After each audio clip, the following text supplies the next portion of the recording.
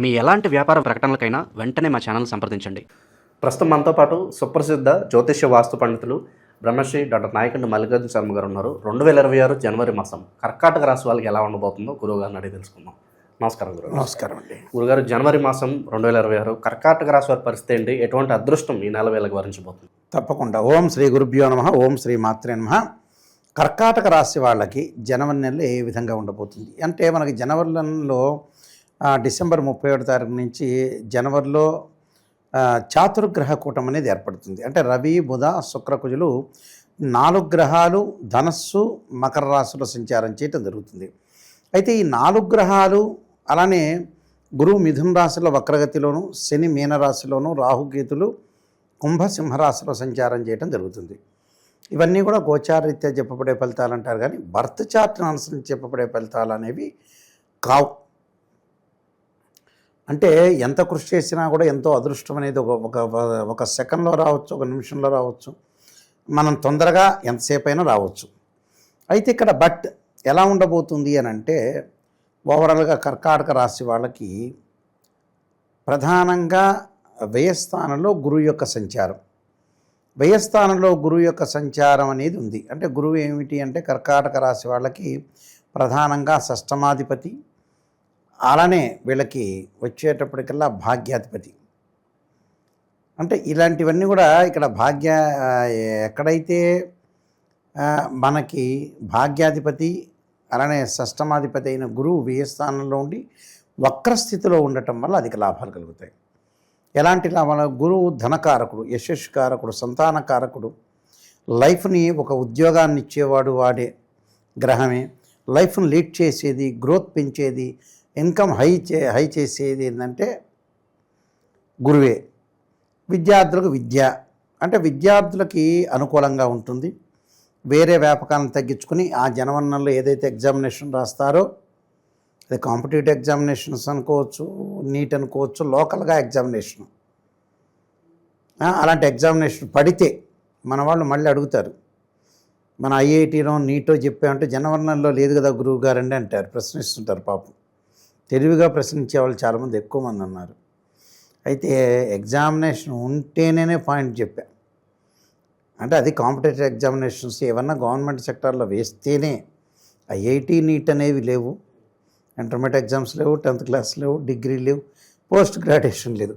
పొరపాటున పాపం అవివేకైన జ్యోతిష్యుడు ఎడ్యుకేటెడ్ లేకుండా ఎవరైనా చెప్పారనుకో, పాపం మన వాళ్ళు భలే కామెంట్లు పెడుతుంటారు. నా దగ్గర ఇలాంటివన్నీ కుదరవు, కానీ ప్రజల కంటే పెద్ద దేశముదుని నేను. ప్రజల యొక్క అలాంటి విషయాలు ఆలోచన చేస్తుంటారు ప్రజలు. అవి పాపం ఆస్ట్రాలజర్కి తెలియదు అనుకోండి, నిజంగా అతను ఏదో 10th ఇంటర్మీడియట్ చదివి ఇన్ని ఐఐటి గురించి ఎంసెట్ గురించి తెలియదు అనుకో, ఎంబటే గురువుగారండి లేదండి మీకు తెలుసా అని అడుగుతుంటారు. మామూలు వాళ్ళు కాదుగా ప్రజలు. అయ్యేటప్పటికల్లా ఎగ్జామినేషన్ పడితేనే కండిషన్ అప్లై నేను చెప్పే విషయంలో, ఎగ్జామినేషన్ పడితేనే వాళ్ళకు అనుకూలంగా ఉంటుంది. విద్యార్థులకు చదువు మీద కాన్సన్ట్రేషన్ చేసే అవకాశాలు ఎక్కువగా ఉంటాయి. అలానే ఫైనాన్షియల్ పరంగా లాభాలు కలిగే అవకాశాలు ఉంటాయి. ఆకస్మికంగా ధనలాభం కలిగే అవకాశాలు ఎక్కువ ఉంటాయి. అంటే ఉద్యోగంలో ప్రమోషన్లు, చిరు వ్యాపారులు అంటారు. ఆ చిరు వ్యాపారులు అంటే చిన్న చిన్న వ్యక్తులు ఉంటారు కదా, రోడ్డు మీద అమ్మేవాళ్ళు.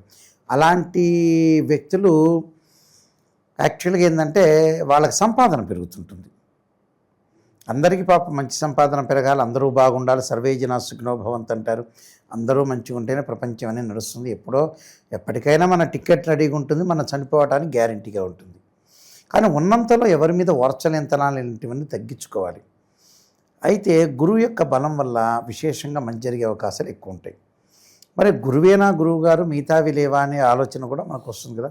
ద్వితీయంలో కేతు యొక్క సంచారం వల్ల, ద్వితీయం ఏంటంటే ఈ ద్వితీయంలో కేతు ఉండటం వల్ల భార్యాభర్తల మధ్యలో చిన్న చిన్న విషయాలు చిలికి గాలివాన అయ్యే అవకాశాలు ఉంటాయి. అలాంటి గాలివాన కాకుండా భార్యాభర్తలు ఇద్దరు కూడా అర్థం చేసుకుని ముందుకెళ్ళటం అనేది చాలా ఇంపార్టెంట్ ఇక్కడ. అలానే తృతీయాధిపతి వ్యయాధిపతి అయిన బుధుడు వీళ్ళకి షష్టమంలో ఉంటాం, సప్తమంలో ఉండటం జరిగింది. షష్టమంలో ప్రథమార్థంలో ఉంటారు. షష్టమంలో బుధుడు ప్రథమార్థంలో ఉండటం వల్ల వ్యాపార రంగంలో విశేషమైన కృషి చేస్తే ఫలితం వచ్చే అవకాశాలు ఖచ్చితంగా ఉంటాయి. అంటే బ్రహ్మాండమైన అద్భుతమైన రిజల్ట్స్ వచ్చే అవకాశాలు గ్యారంటీగా ఉంటాయి. నూతన వ్యాపారం చేయొచ్చు, వ్యాపార విస్తరణ చేయొచ్చు, భాగస్వామ్య వ్యాపారం కూడా బాగా కలిసి వచ్చే అవకాశం ఉంటుంది. ఇప్పటికీ వాళ్ళు జనవరి 15 లోపు గురువుగారండి, మళ్ళీ ఇంకో క్వశ్చన్, సంక్రాంతి నిలబెడుతున్నారు కదా 15వ తారీఖు లోపల వ్యాపారం చేయరు కదా అని. వ్యాపారం అనుకోవచ్చు, ప్రారంభం చేయమని చెప్పటం కాదు. వ్యాపారపరంగా వాళ్ళు రంగంలోకి దిగొచ్చు, వ్యాపారం పెట్టమని కాదు. అంటే వ్యాపారాన్ని కొంత సపోర్ట్ చేస్తే భాగస్వామ్య వ్యాపారం కలిసి మాట్లాడుకుంటే ఫిబ్రవరిలో ఈ మూడాలు అయిపోయిన తర్వాత పెట్టుకోవచ్చు. అదొకటి. అంటే ఈ విషయాలన్నీ కూడా తర్వాత రోజుల్లో బహుశా 10-12 ఏళ్ల తర్వాత పెట్టచ్చు. నేను చెప్పిన విషయాలు కామెంట్ గ్యారంటీగా పెడతారు. అంటే దాదాపు నాకు 63 ఏళ్ళు 65 ఏళ్ళు వచ్చేటప్పటికీ ఆ మోడల్లో కామెంట్లు కూడా పెడతారు. అంటే నేను అడ్వాన్స్ టెక్నాలజీలో కాలజ్ఞానంలాగా చెబుతున్నా. అయితే మిగతా గ్రహాలను మనం చూసుకునేటట్టయితే ఈ రాశి వాళ్ళకు వచ్చేటప్పటికల్లా శుక్రగ్రహం ఏమిటి అంటే చతుర్థాధిపతి, అలానే లాభాధిపతి శుక్రుడు వచ్చేటప్పటికల్లా వీళ్ళకి ఈ ధనుస్సు రాశిలో మకర రాశిలో సంచారం జరిగింది. 6వ స్థానంలో 7వ స్థానంలో 6వ స్థానంలో 7వ స్థానంలో జరగడం వల్ల ఏంటంటే వివాహ సంబంధించిన విషయాలు ఆలస్యం జరుగుతుంటాయి. ఒక నగలు కొనుక్కోవాలనుకుంటారు, చేయలేకపోతారు. షేర్ మార్కెట్ అనుకుంటారు, చేయలేకపోతారు. ప్రతి పని కూడా విదేశాలకు వెళ్ళాలనుకుంటారు, వెళ్ళలేకపోతారు. దగ్గరికి వచ్చినట్టు వచ్చి సమస్య వెనక్కి వెళ్ళే అవకాశాలు ఎక్కువగా ఉంటాయి. సో శుక్రుడు పెద్దగా అనుకూలంగా లేదు కాబట్టి కొంచెం జాగ్రత్త వివరించాలి. స్త్రీలతో సౌఖ్యం కలిగే అవకాశాలు, స్త్రీలతో గొడవలు, అలానే స్త్రీలతో గొడవలంటే స్త్రీలు అరుచుకోవటం, మళ్ళీ భార్య మగవాళ్ళు స్త్రీలు కాదు, మళ్ళీ పాప మన ఆడవాళ్ళు కూడా అనుకుంటుంటారు గురువు గారు ఇలా చెప్పారని. ఆడవాళ్లే గొడవలు పడే అవకాశాలు ఎక్కువగా ఉంటాయి. అదొకటి. స్త్రీలకు మానసికంగా కొంత ఆందోళన అనేది కలుగుతుంది. కలిగిన తర్వాత గతంలో ఏదైతే ఎడ్యుకేషన్ కానీ, అలానే బిజినెస్ కానీ, అలానే ఏదైనా సరే ప్రారంభం చేయాలి, ఎంప్లాయ్మెంట్ కానీ, అవన్నీ కూడా మళ్ళీ స్టార్ట్ చేసే అవకాశాలు ఉంటాయి. గతంలో ఏదైతే చేయలేదో, ఆగిపోయిందో, బ్రేక్ అయిందో అలాంటివి మళ్ళీ స్టార్ట్ చేసే అవకాశాలు ఎక్కువ ఉంటాయి. అలానే కుజుడి యొక్క ప్రభావం, అంటే కుజుడి యొక్క ప్రభావం ఏంటంటే పంచమాధిపతి అయ్యాడు. పంచమాధిపతి అలానే వచ్చేటప్పటికల్లా లాభాధిపతి. ఈ కుజుడు సప్తమంలో ఉండటం వల్ల కొంత నేను చెప్పినట్టు వివాహ ప్రయత్నాలు కానీ, శుభ కార్యక్రమాలు కానీ కొన్ని వెనక్కి వెళ్ళే అవకాశాలు ఎక్కువ ఉంటాయి. అలానే మిగతా రవి యొక్క ప్రభావాన్ని మనం చూసుకునేటట్టు ద్వితీయాధిపతి రవి వీళ్ళకి వచ్చే సప్తమ స్థానంలో ఉండటం వల్ల భార్యాభర్తల మధ్యలో ఇందాక నేను చెప్పినట్టుగా కోప ఉద్రిక్తిలో ఆవేశాలు తగ్గించుకొని ముందుకు వెళ్ళాలి. తగ్గించుకోకపోతే ఇబ్బందికరమైన వాతావరణం ఎక్కువగా ఉంటుంది. అలానే శని యొక్క ప్రభావం, శని భాగ్యస్థానంలో ఉన్నాడు. అంటే శని ఎప్పుడైతే భాగ్యస్థానంలో ఉన్నాడో అష్టమాధిపతి భాగ్యస్థానంలో ఉండటం వల్ల కొంత ధనపరంగా ఇబ్బందులు లేకుండా ఏదో రకంగా ధనం ఇంటికి వచ్చి చేరే అవకాశాలు ఎక్కువ ఉంటాయి. అంటే మొండి బాకీలు వసూలు కావటం. గతంలో ఈ వ్యక్తి ఇవ్వడు, ఆశలు వదిలిగేసుకునే వాళ్ళు చాలామంది ఉంటారు. అలాంటి వాళ్ళకు వచ్చి ఇచ్చే అవకాశాలు బాగా ఎక్కువ ఉంటాయి. కాబట్టి ఎలాంటి ఇబ్బంది పడాల్సిన పని శని యొక్క ప్రభావం కూడా అనుకూలంగా ఉంది. రాహు యొక్క ప్రభావాన్ని మనం చూసుకునేటట్టయితే రాహు యొక్క ప్రభావం కూడా బాగుంది. షేర్ మార్కెట్లు కానీ, విదేశాల్లో పెట్టుబడులు కానీ, విదేశాల్లో వ్యాపారం కానీ, భాగస్వామ్యం బాగా కలిసి వచ్చే అవకాశాలు బాగా ఎక్కువ ఉంటాయి. అలానే కేతు యొక్క ప్రభావం వల్ల కూడా కొద్దిగా భార్యాభర్తలో డిస్ప్యూట్స్ చెందకుండా, ఏ ప్రాబ్లమ్స్ రాకుండా కొద్దిగా జాగ్రత్తగా ఉండి ముందుకు వెళ్ళాలి. కొన్ని పరిహారాలు చేసుకొని ముందుకు వెళ్ళాలి. ఓవరాల్గా ఈ మాసంలో ఈ రాశి వాళ్ళు ఎటువంటి పరిహారాలు దైవారాధన చేస్తే బాగుంటుందంటారు?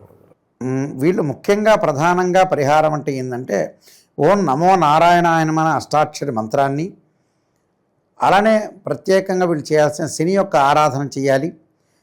నీలాంజన సమాభాసం రవిపుత్రిమాగ్రజం ఛాయామార్తాండ సంభూతం తం నమాం శనీశ్వరం అనే మంత్రాన్ని తిలలతోటి హోమం చేయటం, ఆ తిలలు నల్లబట్ట నల్లని వస్త్రాన్ని దానం చేయటం వల్ల కూడా వాళ్ళకి మంచి జరిగే అవకాశం, సుబ్రహ్మణ్య స్వామి యొక్క ఆరాధన చేయటం వల్ల వాళ్ళకి మంచి జరిగే అవకాశాలు ఖచ్చితంగా ఉంటాయి. ఓవరాల్గా ఈ రాశి వాళ్ళందరికీ ఈ మాసం ఎలా ఉండబోతుందో చాలా బాగా గురించారు. ధన్యవాదాలు. నమస్కారం.